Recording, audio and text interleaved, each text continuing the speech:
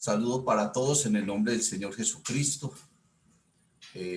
La paz de nuestro Dios que inunda todo corazón sea con cada uno de ustedes. La gracia del Señor Jesucristo sea abundante también en cada vida, en el nombre de Jesucristo. Me alegra saludarles en este momento a todos ustedes que están ahí frente a su pantalla. Gloria al Señor.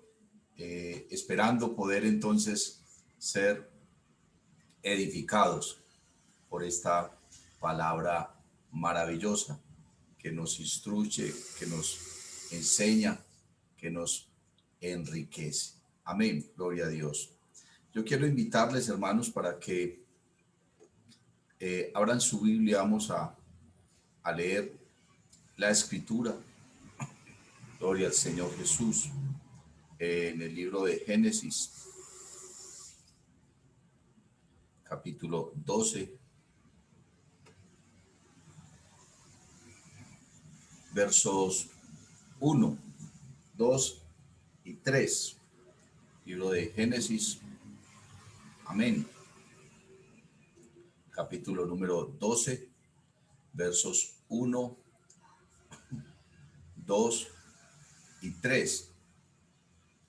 Y dice: pero Jehová había dicho a Abraham: vete de tu tierra y de tu parentela y de la casa de tu padre a la tierra que te mostraré.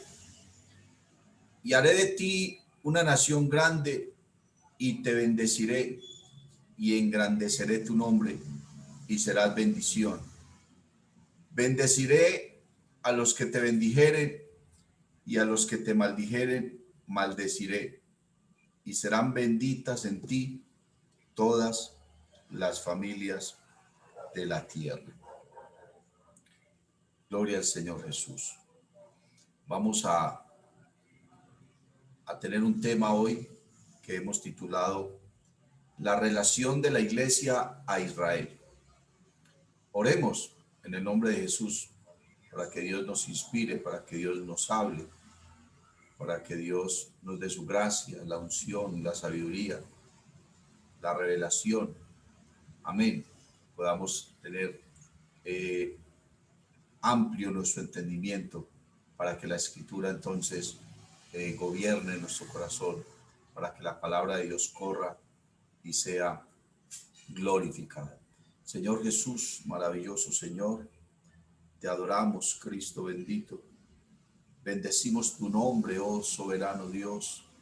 Ayúdanos conforme a tu propósito, conforme a tu voluntad. Danos la palabra que necesitamos, Señor Jesús, en esta mañana para la buena edificación, Señor, para crecer en el conocimiento tuyo, para madurar, Señor, en tu propósito, en tu voluntad, en este camino maravilloso del Evangelio, Señor Jesús.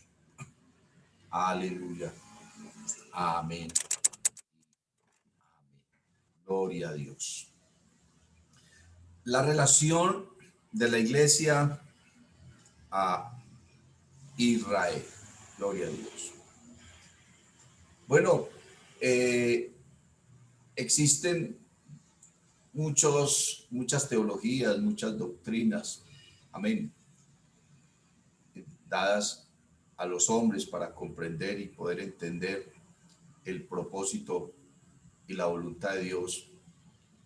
Pero hay dos doctrinas o dos corrientes teológicas en especial que quisiera tratar en esta hora para que nosotros podamos de pronto, de alguna manera sencilla, poder entender la relación de la iglesia a Israel.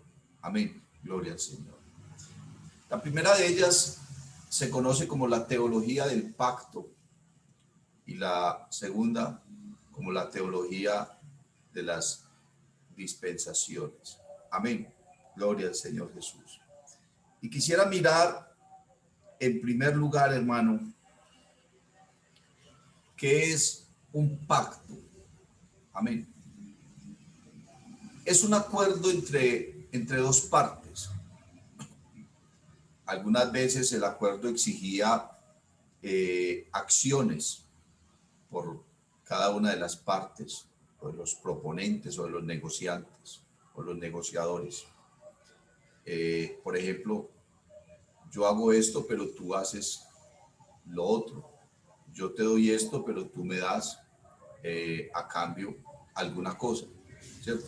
Eso se conoce como un pacto bilateral, donde hay dos partes que se ponen de acuerdo y cada uno de ellos entonces tiene una participación dentro de ese pacto, dentro de ese acuerdo. Amén. Hay otros pactos que se consideran pactos unilaterales. Amén. Donde una de las partes promete hacer algo, amén, se compromete en algo, pero la otra parte no tiene como un compromiso o una obligación, que es, por ejemplo, el caso en el que el Señor llama a un hombre, amén, para ofrecerle la salvación. El pacto unilateral es un pacto de gracia, porque el pacto bilateral es donde ambas partes se comprometen a diferentes cosas y entonces hay como una especie de recompensa. Pero en el pacto unilateral, que es un pacto de gracia, simplemente se da algo, se regala algo a cambio de nada. O sea que no es una recompensa, sino que simplemente es un regalo. Amén.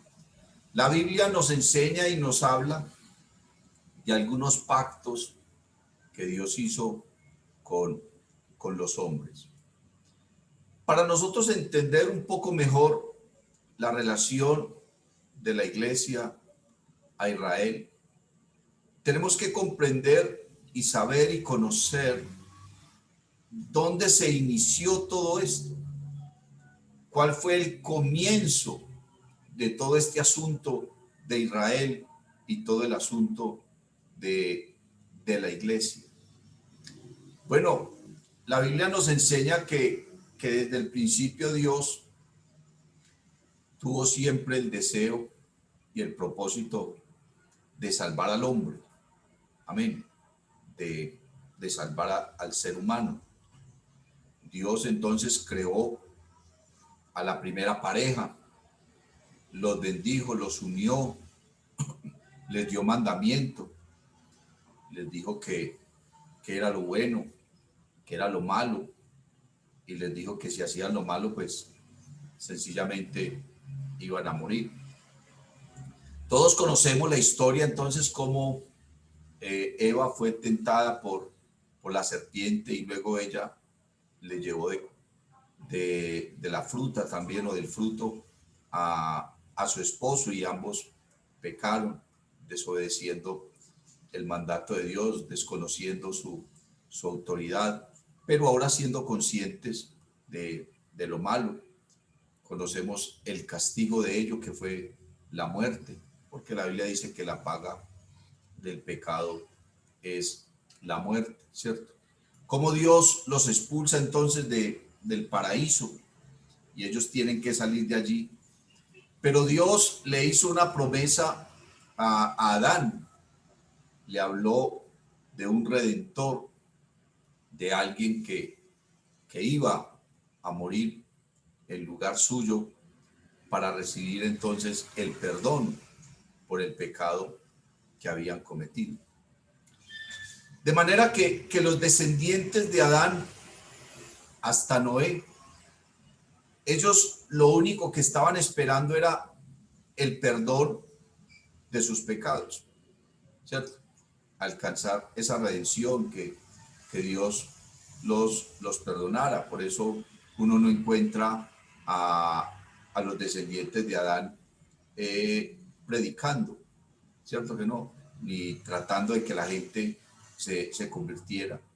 y solamente unas poquitas personas antes del diluvio alcanzaron el perdón de sus pecados. De cada hombre, un solo descendiente suyo recibía el perdón de los pecados.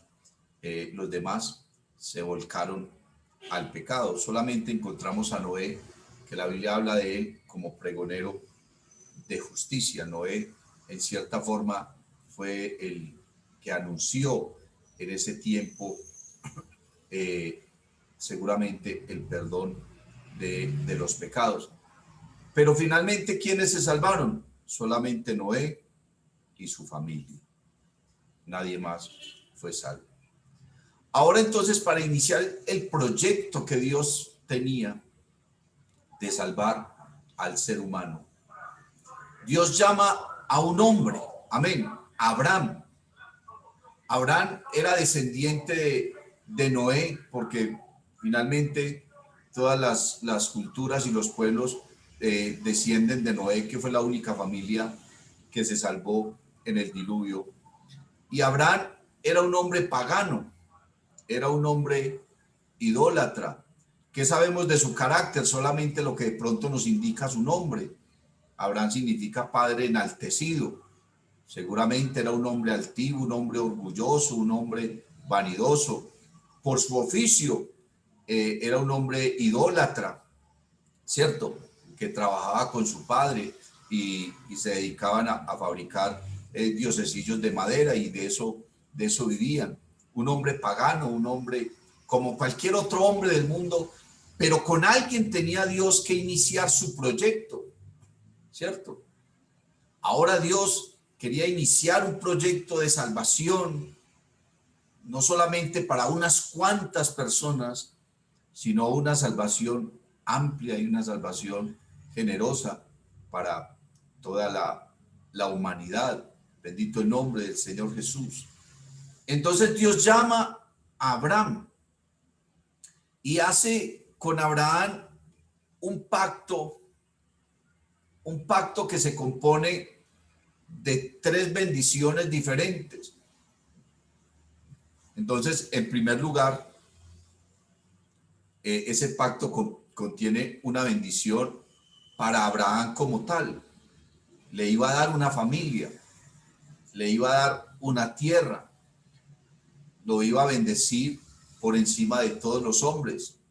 Y si alguien maldecía a Abraham o a su fe, pues Dios le iba a maldecir. Y si alguien bendecía a Abraham, a su familia, a su Dios, entonces Dios le iba a bendecir. En primer lugar, entonces había una bendición en ese pacto para Abraham como persona, para su esposa, porque él era anciano, su esposa era avanzada en edad, era estéril, no habían tenido hijos, y ahora Dios le promete que le iba a dar un hijo y que iba a hacer de él una nación grande. Y usted mira la historia de Abraham, pues Abraham llegó a tener muchos hijos después de que su esposa Sara le diera al hijo de la promesa, como es conocido, Isaac.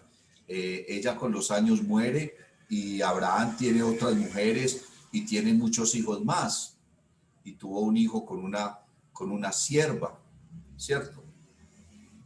Esa era la bendición personal para Abraham, el poder tener una descendencia, el poder tener una tierra propia donde vivir, donde él fuera señor de esa tierra, y su descendencia también fueran los propietarios de esa tierra. Esa fue la bendición personal de Abraham. La promesa y el pacto de Dios van más allá de esa promesa personal con Abraham. Y ahora Dios le promete, según los textos que acabamos de leer, Dios le promete a Abraham una descendencia tan grande que haría de ella una nación, que sería un pueblo poderoso. Amén. Y Dios a través de ese pueblo tenía un propósito. Gloria al Señor Jesús.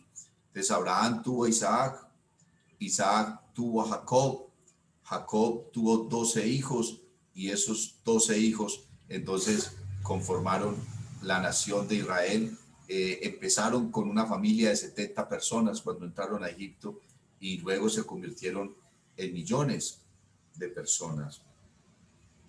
Pero la bendición de Dios no solamente lo alcanzaba a él de manera personal, ni alcanzaba su descendencia como nación, sino que Dios le dice a Abraham, y en ti, o sea, en tu fe, serán benditas, o sea, salvas, todas las familias de la tierra, las familias, las personas, no importa en qué lugar del mundo, aquellos que crean como tú creíste.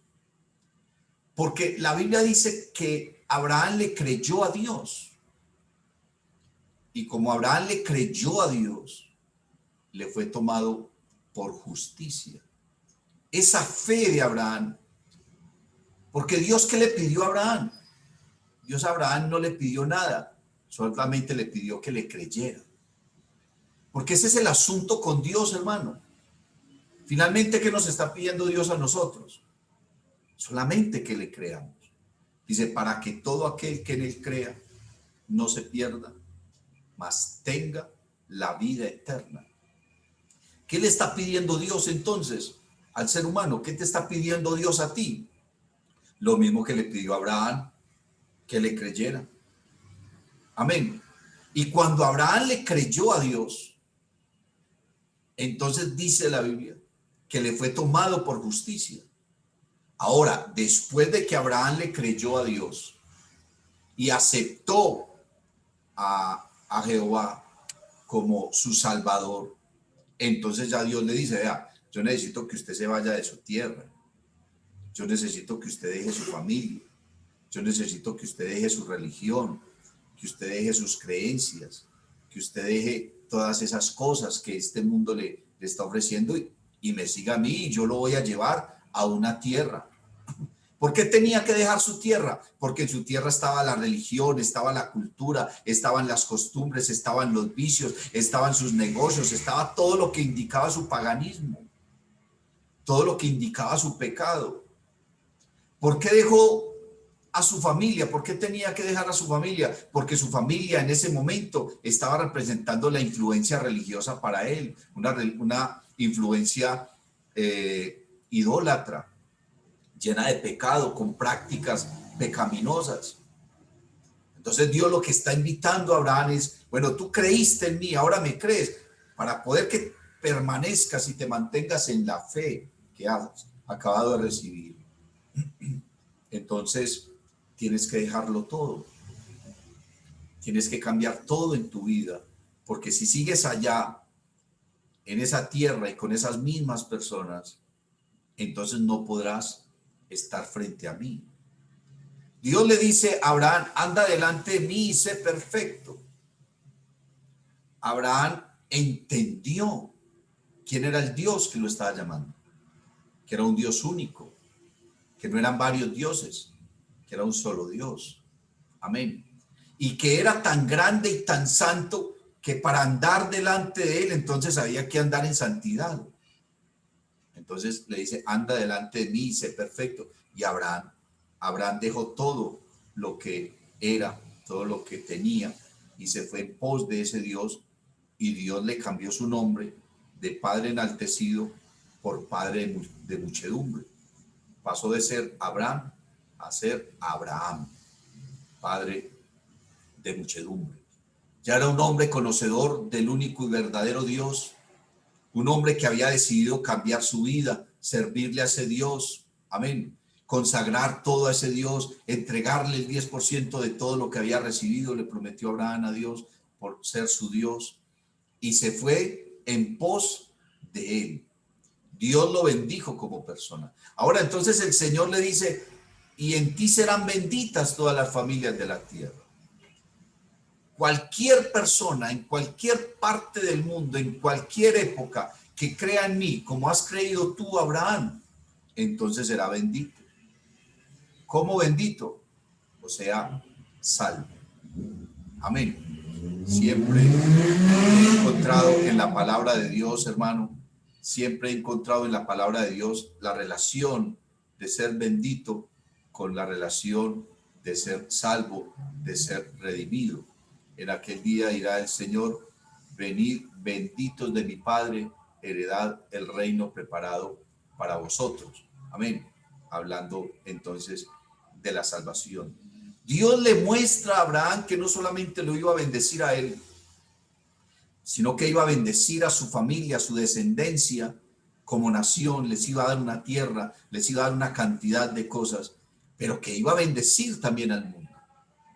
Aquellos que piensan que la iglesia es el reemplazo de Israel están equivocados, porque la iglesia no está reemplazando a Israel.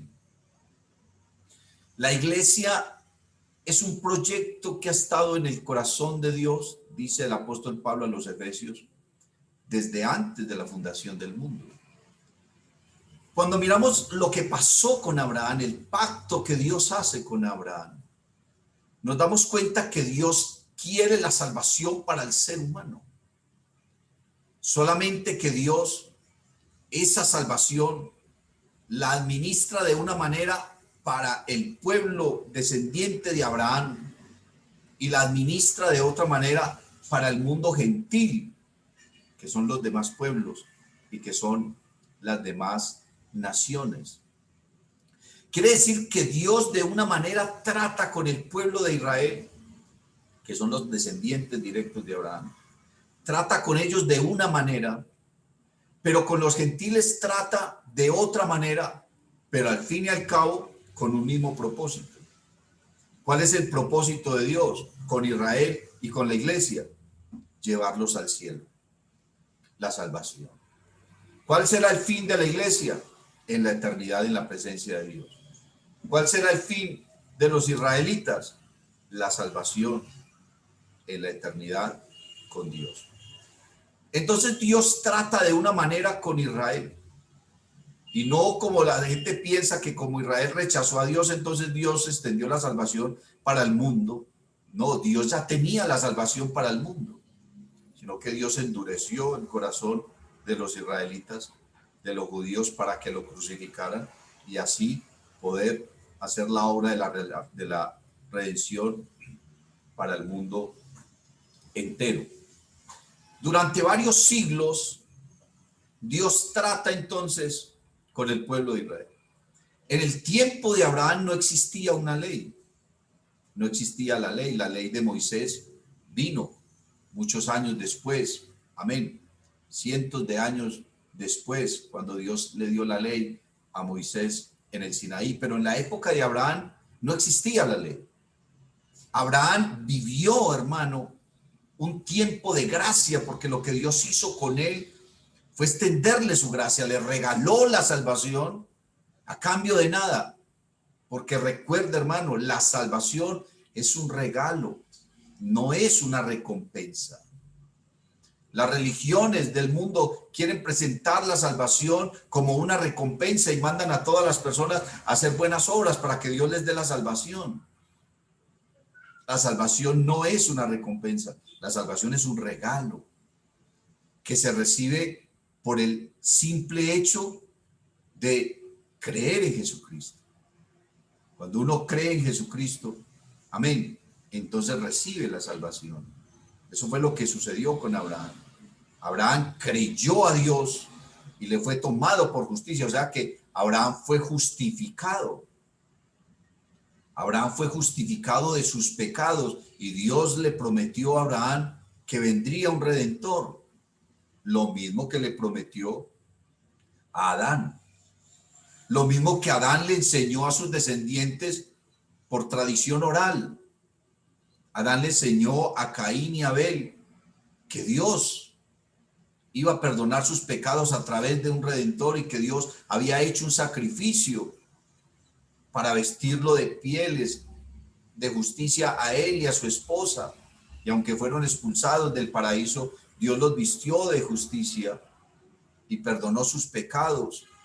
Y entonces por eso Abel ofreció un cordero, porque ya todos entendieron que sin derramamiento de sangre no podían recibir el perdón de los pecados, que no fue lo que hizo Caín.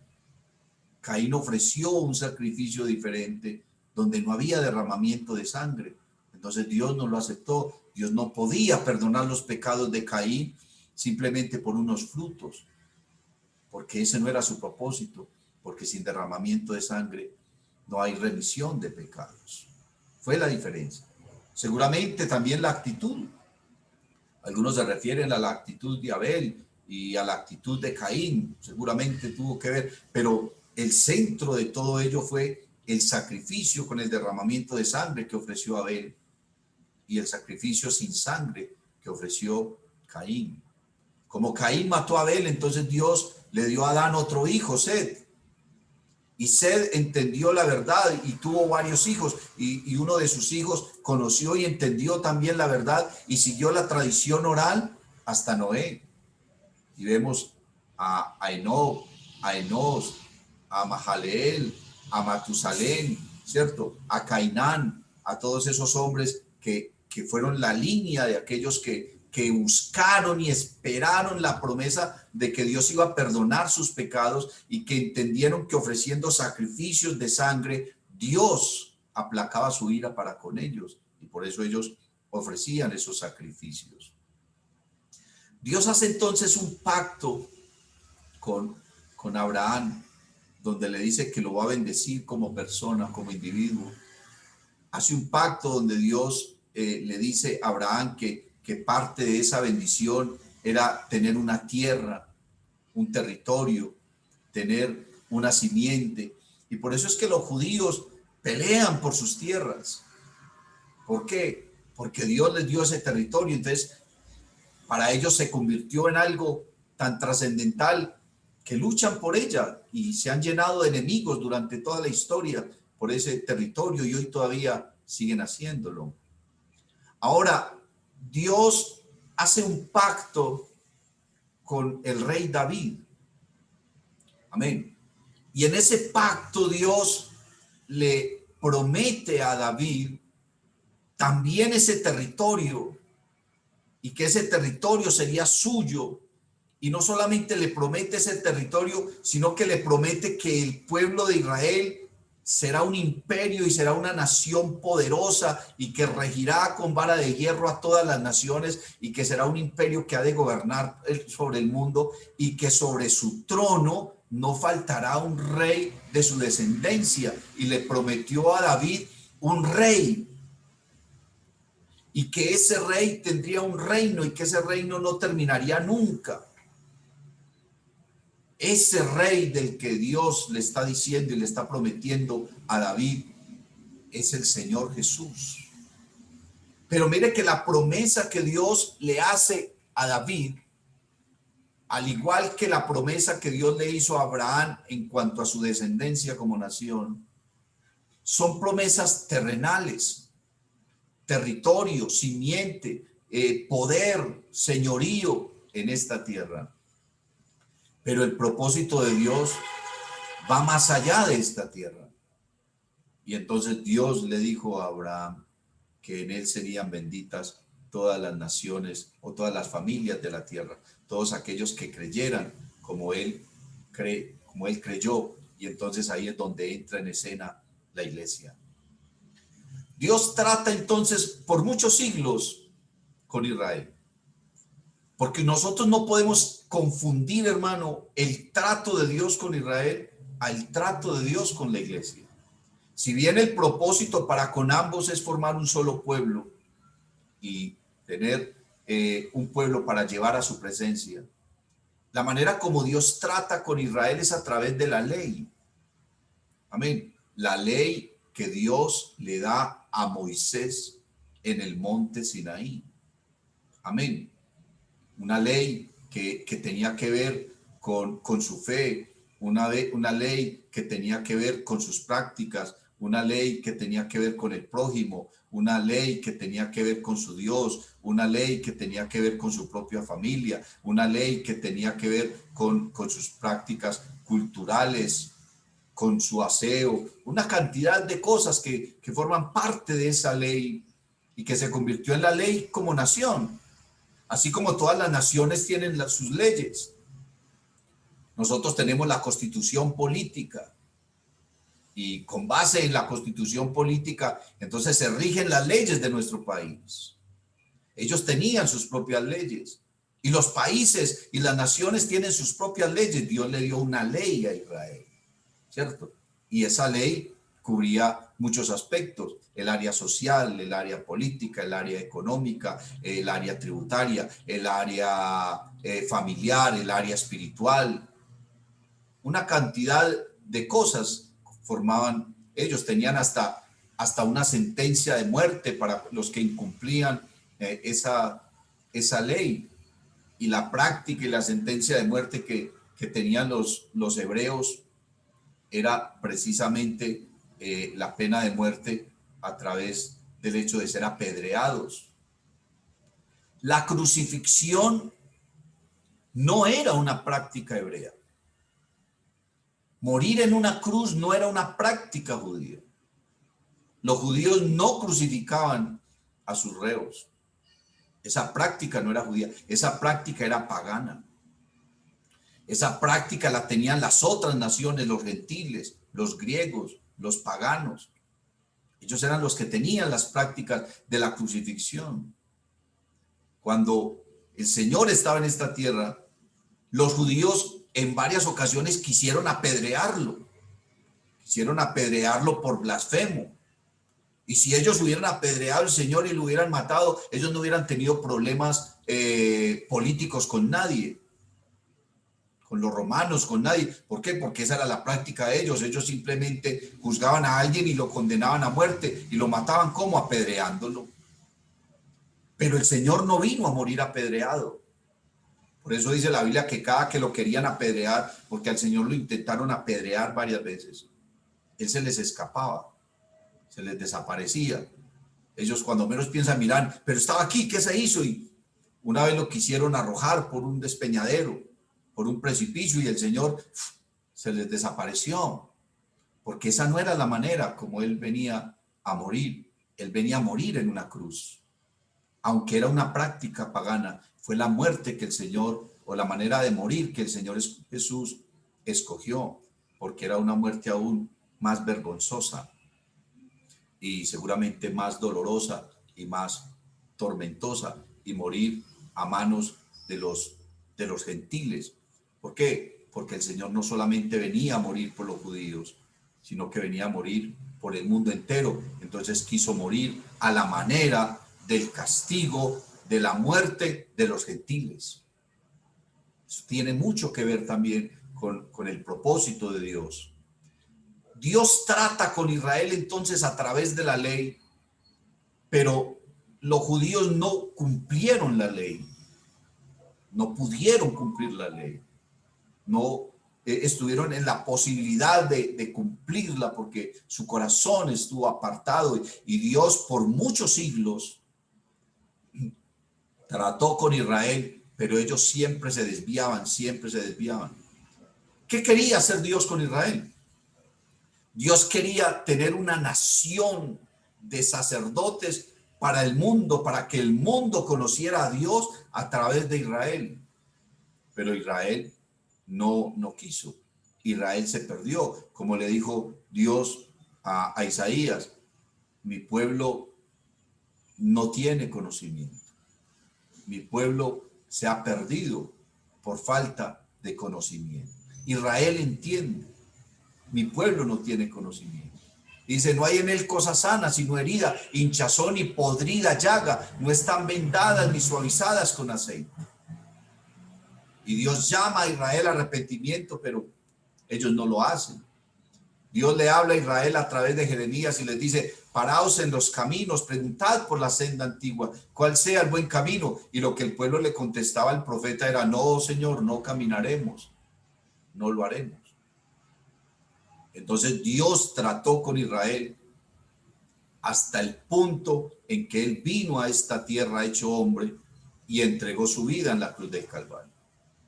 Cuando Cristo Jesús muere en la cruz del Calvario, entonces se termina el periodo en que Dios trata con Israel a través de la ley, porque Dios sigue tratando con Israel, hermano.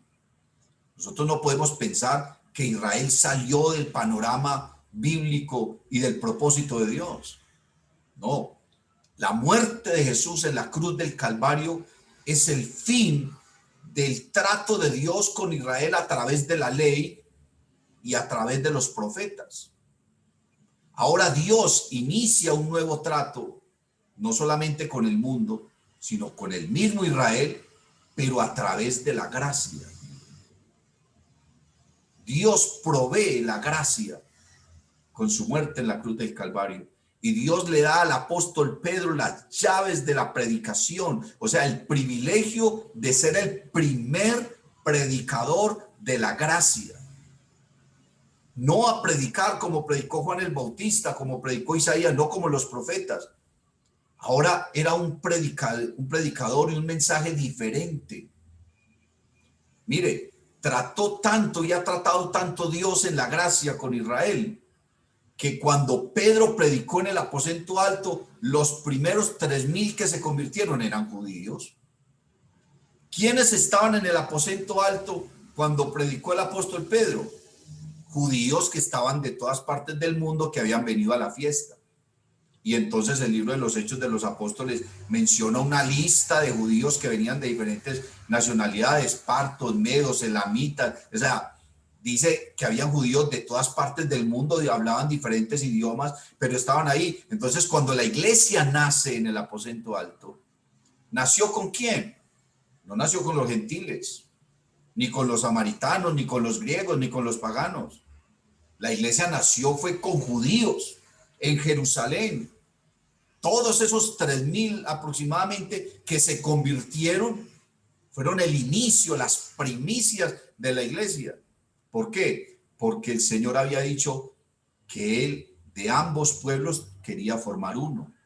O sea, tanto de judíos como de gentiles, quería formar un pueblo llamado como iglesia. Quiere decir que hoy sí hay salvación para los judíos, obviamente, pero los judíos deben convertirse en el evangelio de Jesucristo. No que los gentiles se conviertan al judaísmo. Porque muchos hermanos de nuestras iglesias cristianas se están retirando de la iglesia para volverse judíos, para judaizarse.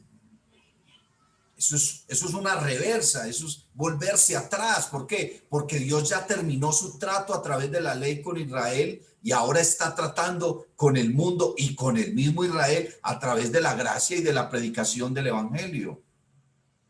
No a través de la ley, ya el periodo de la ley terminó allá con la muerte de Jesús en la cruz del Calvario y ahora nos está dando a nosotros la gracia. No tiene ningún sentido yo salirme de la gracia, salirme del evangelio y volverme a Israel. ¿Para qué? ¿Para qué me quiero convertir yo en un judío? Hermano, los judíos van a ser salvos, obviamente, pero no todos los judíos. Porque mire, los judíos que son cristianos hoy, que pertenecen a la iglesia del Señor, no estoy hablando de la iglesia pentecostal, sino de la iglesia del Señor, porque la iglesia del Señor tiene diferentes nombres en diferentes lugares y seguramente en diferentes épocas. El nombre iglesia pentecostal solamente es un rubro para tener una personería jurídica y poder predicar. Pero los judíos que sean miembros o pertenecientes a la iglesia del Señor hoy, cuando el Señor levante la iglesia, ellos se van a ir con la iglesia porque ellos son hermanos en Cristo.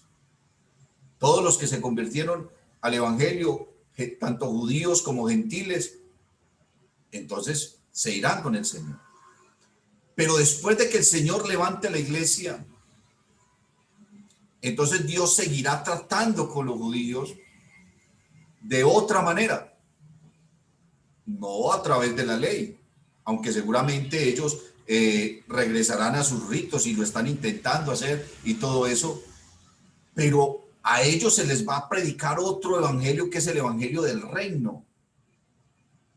Y a través de la predicación del reino, los judíos que se conviertan a la predicación del evangelio del reino, pues serán salvos, pero muchos judíos no van a creer. Entonces los judíos que se mueran durante la gran tribulación sin haber creído a la predicación del evangelio del reino, se van a perder. se van a perder. Dios tiene o va a escoger 144,000 judíos que van a salir por todo el mundo a predicar el evangelio del reino. ¿A quién le van a predicar? No a los gentiles, a los mismos judíos que están dispersos por todo el mundo, porque será la única manera de que ellos sean salvos. Entonces, si usted se sale de la gracia, usted se sale del evangelio, usted se sale de la iglesia cristiana y va y se vuelve judío, puede que allá lo reciban y se hace circuncidar, tiene que guardar el día sábado, tiene que celebrar las fiestas, tiene que hacer todo lo que ellos hacen. Y usted se puede volver judío y hasta le dicen, sí, usted es descendiente de los judíos, y le hacen una genealogía y dicen, su tatara no sé qué abuelo era judío, entonces por tanto usted es judío y tiene promesa de Dios para la salvación. Seguramente usted se puede ir allá. Pero si el Señor viene y levanta la iglesia, usted no se va con el Señor. Usted se va a quedar con los judíos y tiene que pasar por la gran tribulación y creer al evangelio del reino para poder ser salvo. No por volverse judío o por guardar la ley se va a salvar, mi hermano. Si usted lee bien la carta del apóstol Pablo a los Gálatas, usted se da cuenta, hermano, del fin de la ley. Se da cuenta del fin de la circuncisión. Se da cuenta del fin del día de reposo. Todo eso, que eso forma parte de las prácticas judías. El apóstol Pablo dice que nosotros nos debemos circuncidar, pero el corazón, no el prepucio. El apóstol Pablo dice que nuestro reposo es Cristo, no un día. Porque ya todo eso cambió, ya nosotros no estamos bajo la ley. Y para ser libres de la ley, lo que se necesita, hermano, es morir. Porque la ley gobierna no solamente a Israel, sino al mundo. Y la única manera de ser libres de la ley y del castigo y la condenación que la ley dicta es muriendo. Pero nosotros hemos muerto. Dios nos ofreció a nosotros el nuevo nacimiento, hacer del agua y del espíritu. Nosotros somos nuevas criaturas, hemos muerto para el mundo, hemos muerto para la ley, hemos muerto para el pecado. La ley del pecado y la ley mosaica ya no gobiernan nuestra vida, porque nosotros somos nuevas criaturas. Ahora, hermano, estamos en un momento crucial de nuestra fe y de la historia cristiana. Cristo Jesús está a las puertas. Si usted estudia la Biblia, hermano, la Biblia dice qué va a suceder para estos tiempos. Dice que habrá guerras, rumores de guerras, pestes, hambre, injusticia, alboroto, predicarán paz y vendrá destrucción. No es tiempo de estar buscando la justicia de esta tierra ni querer llevar a la gente a que hagan una justicia. No, es tiempo, hermano, pero de buscar el reino de los cielos y la justicia del reino de los cielos. Pero buscarlo para nosotros y predicárselo a quien lo quiera recibir. No es tiempo de usted estar por allá, hermano, tirando piedras ni gritando por allá. No, eso, porque eso forma parte del caos final. Estamos en un tiempo crucial donde los cristianos tenemos que ser sabios y no necios. Donde los cristianos tenemos que estar enfocados en nuestra fe, en la esperanza del levantamiento de la iglesia.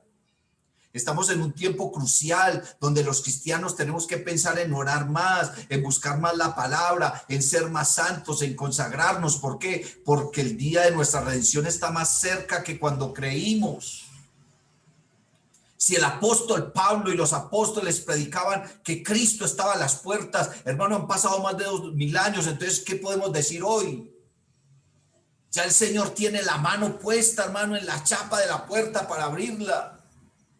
Las trompetas, hermano, están listas para ser tocadas. Los caballos ya están ensillados, hermano, para montarlos allá en el cielo. Las bodas están preparadas, la cena está caliente, la mesa está servida, esperando que lleguen los redimidos para las bodas. Ya eso está listo, hermano. La cena ya está en la mesa, no está en el horno, ya está en la mesa servida, humeando, esperando. Entonces, nosotros, ¿a qué nos vamos a dedicar, hermano? Pedro dice, puesto que todas estas cosas han de suceder, ¿cómo no debéis vosotros andar en santa, justa y piadosa manera de vivir? Cristo quiere llevar a los judíos al cielo. Cristo quiere llevar a la iglesia al cielo. Pero la manera como Cristo va a llevar a la iglesia al cielo será a través de un proceso diferente a la manera como Dios va a llevar a los judíos al cielo. A nosotros nos va a llevar al cielo, ¿cómo? Por la locura de la predicación. A través del evangelio, no a través de la ley. No a través de convertirnos en judíos o hacernos judíos. No, es a través de la ley, es a través de la gracia, en el nombre de Jesús. De esta manera, hermano, que dice el Señor, que habiendo pasado por alto los tiempos de nuestra ignorancia, ahora manda a todos los hombres que se arrepientan y creamos en el nombre de su Hijo Jesucristo. ¿Por qué? Porque no hay otro nombre bajo el cielo dado a los hombres en que podamos tener salvación, en el nombre de Jesús. A través de la predicación del evangelio y recibir la gracia que tenemos ahora. Eso fue lo que Dios le dijo a Abraham. Porque Dios no le dio la ley a Abraham. Dios a Abraham le dio la gracia. Fue primero la gracia y después la ley. Y la ley fue para una nación, Israel. Y ellos no pudieron cumplir la ley. Ahora Dios nos ha dado a nosotros la gracia. Y le ha dado la gracia también a Israel. Vuelvo y repito, si los judíos se convierten al evangelio, los cubre la gracia como a todos. Y vuelvo y repito otra vez más, la iglesia nació en Jerusalén con todos los judíos. Solamente que muchos de ellos no entendieron bien la gracia y quisieron seguir judaizando, que fue lo que hizo Pedro. Mandaban a circuncidar, mandaban a guardar el sábado, mandaban a guardar la ley. Pero si Dios no le revela al apóstol Pablo el evangelio de la gracia, entonces, hermano, la predicación del evangelio hoy sería una locura, sería una mezcla de las prácticas judías, del judaísmo, con el evangelio. Y Dios le reveló eso al apóstol Pablo. Y hubo tanto desorden, hermano, en esa época, y hubo un descontrol tan grande frente a la predicación del evangelio, que los apóstoles tuvieron que reunirse todos en Jerusalén, llevar todos los pastores, los diáconos. Hubo una asamblea grande, hermano, hubo un debate inmenso frente a lo que era la gracia, de lo que era el judaísmo. Y entonces Pablo sentó ahí los fundamentos de la doctrina y les dijo, no, es que nosotros no podemos poner a los gentiles a que guarden la ley, porque estamos bajo la gracia. Los gentiles que se guarden de cometer adulterio, que se guarden de tomar sangre, que se guarden de comer animal ahogado, que vivamos la gracia, que creamos en Jesucristo, pero la ley ya no. Y entonces, a partir de ese momento del concilio en Jerusalén, entonces los discípulos se pusieron de acuerdo frente a la doctrina y se reconoció el apostolado de Pablo, hermano, y la autoridad que tenía frente a la palabra. Y entonces ahí se establecieron las bases y el fundamento de la doctrina cristiana y del evangelio. Y Pablo empezó a escribir cartas a las diferentes iglesias de cómo debía ser la vida de un cristiano. Porque eso es las cartas del apóstol Pablo. Inclusive las cartas de Pedro, de Judas, de Santiago, ¿cierto? Esas cartas lo que nos enseñan es cómo vivir la vida cristiana. Ya no bajo la ley, sino bajo la gracia. ¿Qué es ser un hijo de Dios? ¿Qué es lo que se debe obedecer? Ahora, nosotros estamos en un punto crucial, hermano, como dije hace un momento, de la historia y del fin del cristianismo y de la predicación del evangelio, porque Cristo está a las puertas. Es un momento en que debemos nosotros consagrarnos, buscar a Dios, pedirle perdón, ponernos de acuerdo con Él, con nuestra familia, pero no frustrarnos, hermanos, porque de pronto algunos familiares o amigos no han creído al Evangelio. Uno escucha a muchas personas que oran con agonía diciéndole al Señor que tenga misericordia de su familia. Hay que orar, claro que sí. Pero hermano, la salvación de la persona no depende de nosotros. Depende es de que él acepte el Evangelio, de que crea el Evangelio.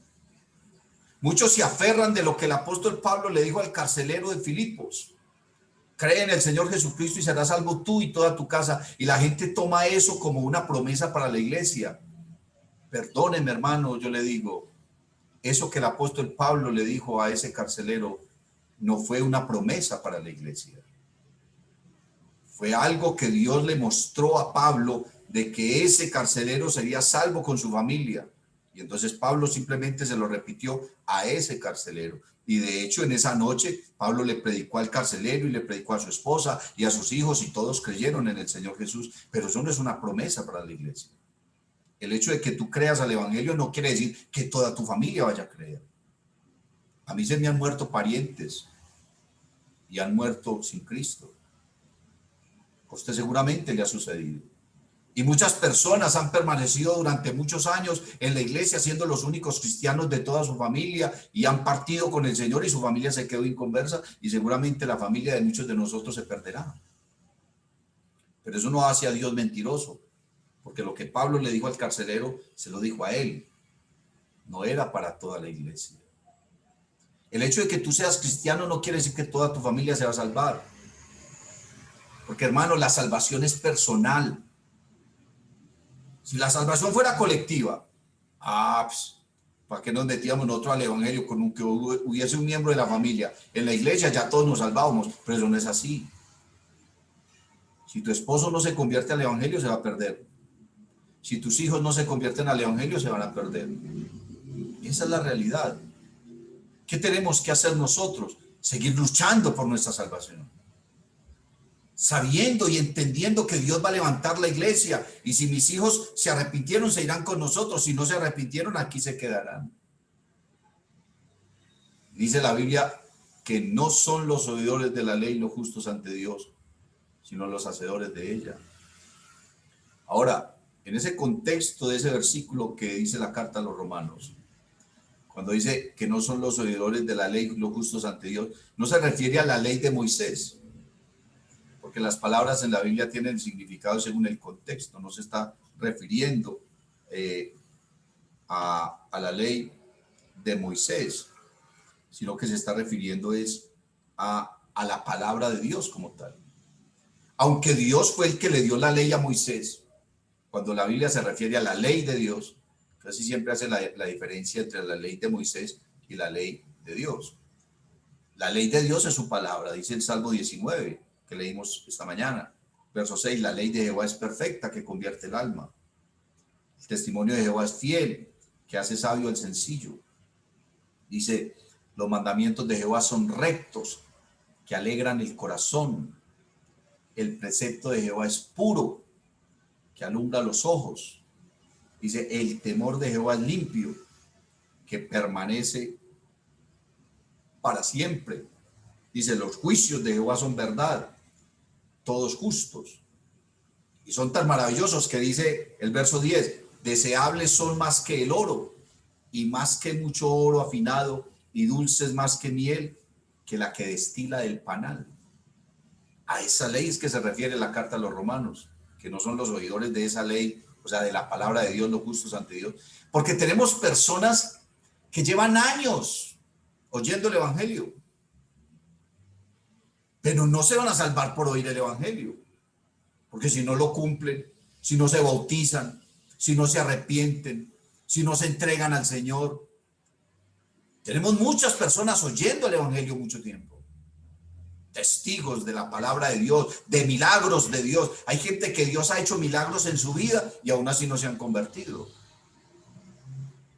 Pero no son los oidores de la ley los justos ante Dios, sino los hacedores de ella. Somos tú y yo, mi hermano, los que estamos cumpliendo esa palabra, los que estamos viviendo en santidad. ¿Por qué? Porque recibimos la salvación por gracia, gratis. Dios no nos pidió nada para darnos la salvación. Desde el momento en que tú creíste y te hiciste bautizar, eres salvo. Pero a partir de ese momento, al igual que Abraham, Dios lo justificó. Entonces Abraham comenzó a andar con Dios de la manera digna en la que él pensaba que era su Dios. ¿De qué le servía a Abraham entender que Dios era uno solo y que era todopoderoso y que era santo, y seguir viviendo como un pagano, como un gentil, como un inconverso, como un idólatra? Impactó tanto la vida de Abraham el haber conocido a ese Dios grande, único, poderoso y santo, que transformó su existencia. Dejó su tierra, dejó su familia, dejó su religión, dejó su cultura, dejó todo. Y se fue en pos de aquel que lo llamó a una tierra que le iba a dar. Y aunque Dios le había prometido una tierra, David le dice que Abraham no quería esa tierra.